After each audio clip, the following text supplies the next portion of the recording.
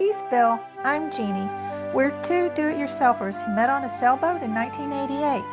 3 houses and 4 boats later, we're refitting our 1998 Seahorse Oceaneer 55-foot steel trawler, Blue Sky.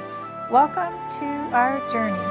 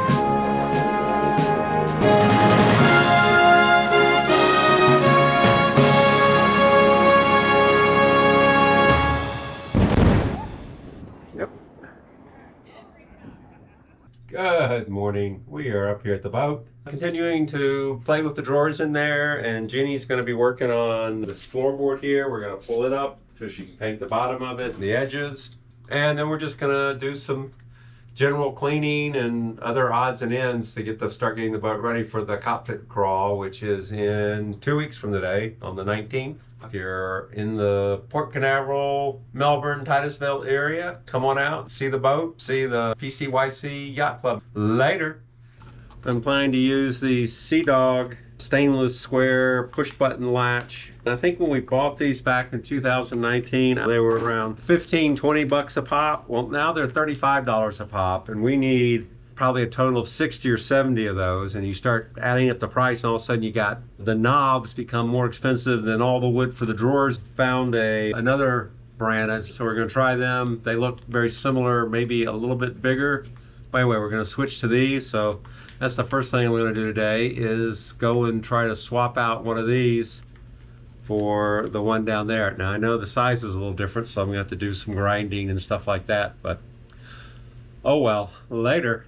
There is this guy installed, and as you can see, there's a little gap up here at the top because I had to raise them up, and just a whole host of little issues I'm having with it. Anyway, it does, well, yeah, it does work like it's supposed to, but this one wants to have a 1-inch piece of wood. This one is even smaller, so I think I'm going to have to do some trimming, because it says it's good for a 15 to 16 inch, although I was able to play around with it and make it look like it would fit a 3/4, but we're going to find out now.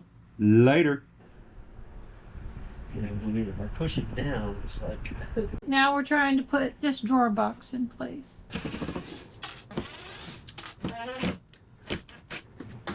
That seemed like it lowered. Yeah, well, Do you need those blocks to set? Yeah, give me the white blocks.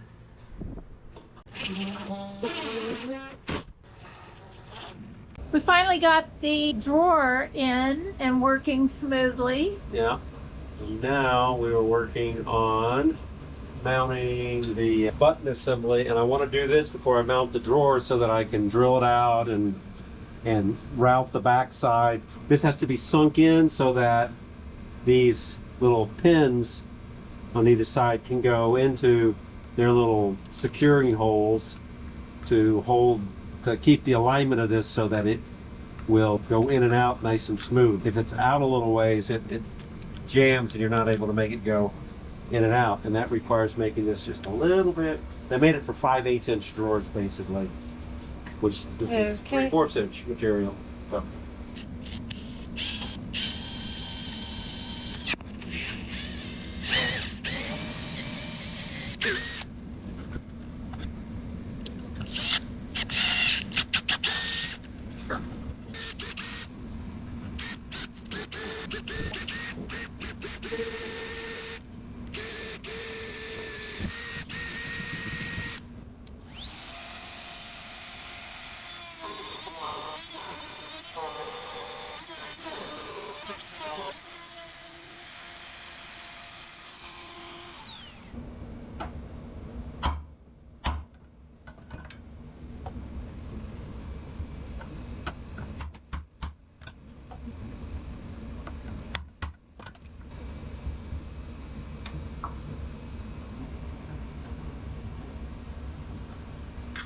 Why is that not sitting in those holes? This is the first attempt at placing the top drawer. So there are the two long drawers in. Got their little handle and drop out, and if you push them, it actually closes, and they're relatively properly inset. There's that one. So there are the final drawers. Only thing we don't have is the locking mechanism doesn't engage into anything yet. We'll add that. For the top one or for the bottom? Both of them. You have all that drawer space. It can go all the way out to there. And supposedly it will hold 260 pounds, so I could get in it. I am not going to get in it because I don't want to see it break. I do not trust it as 260 pounds. Like you don't even weigh 260 pounds. No. So Okay. I don't think it would hold 185 pounds. So we're back up the boat here on Sunday, October 6th, and Milton's over in the, I want to say, Bay of Campeche, anyway, Gulf of Mexico. And right now it's a tropical depression, but it is expected to hit the west coast of Florida on Wednesday, and then we'll move across and still be a hurricane as it exits on the east coast of Florida. And right now, Cape Canaveral, Orlando, this area is right in the target zone. So we're up here to do some prep on the boat. We're going to run the fuel polishers for an hour or so on each of the rear tanks to get that fuel cleaned up in case anything's happened to it, make sure there's any clogs or issues cleared out of it. And then we'll fire the engines up and let them run probably 15-20 minutes each. And then while the fuel polisher is going on, we'll do other odds and ends, getting stuff cleaned up, ready for moving the boat if we have to move. The initial discussion was that they were going to call for an evacuation of the port, but right now that does not appear to be the case, but we haven't seen any updates, and obviously as conditions change, that may change, so we need to be ready to go on Monday or Tuesday. That's what we're going to do, and show you some of the prep we do later. First thing I'm going to do here, turning power to the fuel polisher on. So now that the fuel polisher has power, which is this box right here. There. Okay, so now I'm going to want to start fuel polishing over there. These are still open, so the fuel tanks are in use. We're going to come in, we're going to open. Oh, no, that's already open. That's interesting. Fuel polisher from starboard aft tank. So we're going to open the aft tank. We're going to open two starboard aft tank. That way, so we have fuel to get in here, wait here, hang over here to these guys. We're going to let that polish on for 30 minutes. And basically that'll get all the fuel that's at the very bottom of the tank. It'll pull it through, drop it back on top. So if there's any crud that's developed at the bottom and whatnot, it'll all be pulled up and cleaned out at the bottom. So since it's raining right now, we're going to throw in our foul weather gear. Okay. Okay, well anyway, we're going to go out and play in the rain. Later.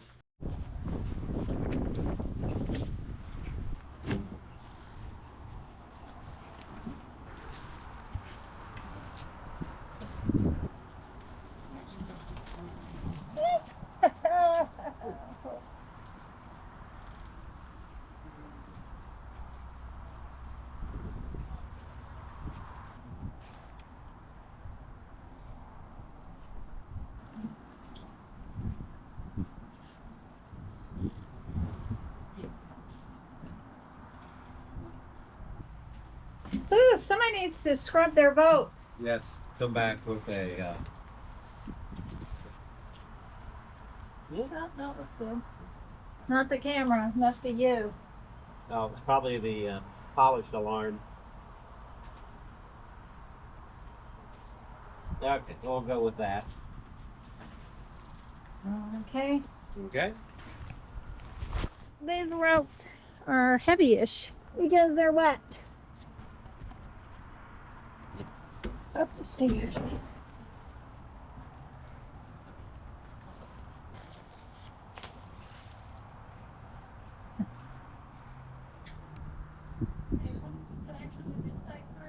I'm going to pull it back this way.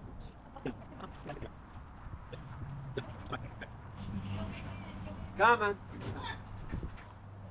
Yeah.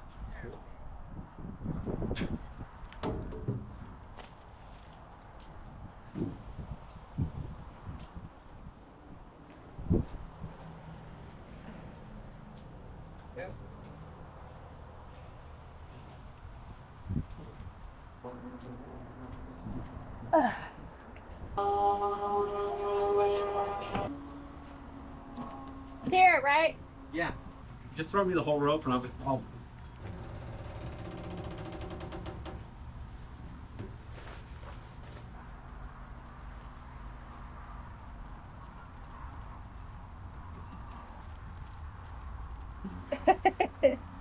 Ah! Oh, the bad.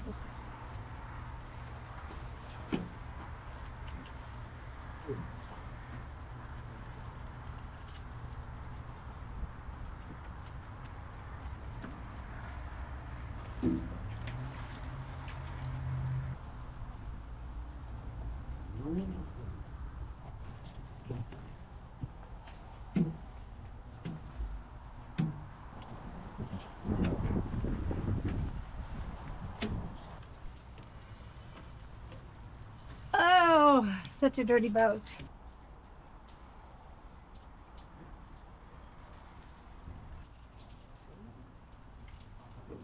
Yeah.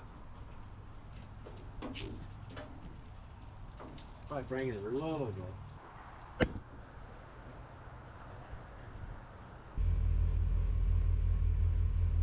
So there you can see right now one of the engines is at 849 RPM, the other one's at 929. So now what we're going to do is we're going to take it out of warm.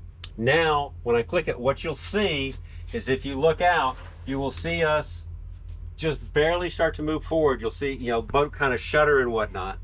So which means we've gone into forward gear. So I'm going to put it in the forward. So we're in forward. You see how the boat's starting to move forward? You see how the lines are coming taut? And everybody's looking at us. Yeah. What the hell? So now I'm going to go in reverse, and now we'll start pulling it back. And you see the line over here went slack. Okay. And I went back out. Okay. And now I'm going to go back forward here. You can do each For one. the port. Yeah. You see it starting You to just go. popped in and It just popped out, right? Yeah, because I don't want to put it on for long. Okay. And there we are back. Okay. Yep. So seems to be working. We got an audience. Yeah. You want to try it? What the hell's going on? No, I'm good. Okay. We are gonna test the Bow and stern thrusters. If we push this guy that way, we should start moving a little bit that way. We should hear. We're going that way. Yeah, and now we could go back the other way. So we can hear that guy, and then the stern. So we can hear it. So they both seem to be working. So that's the bow and stern thruster. All right, are we done? I think we're done. Okay, later. Yeah, later.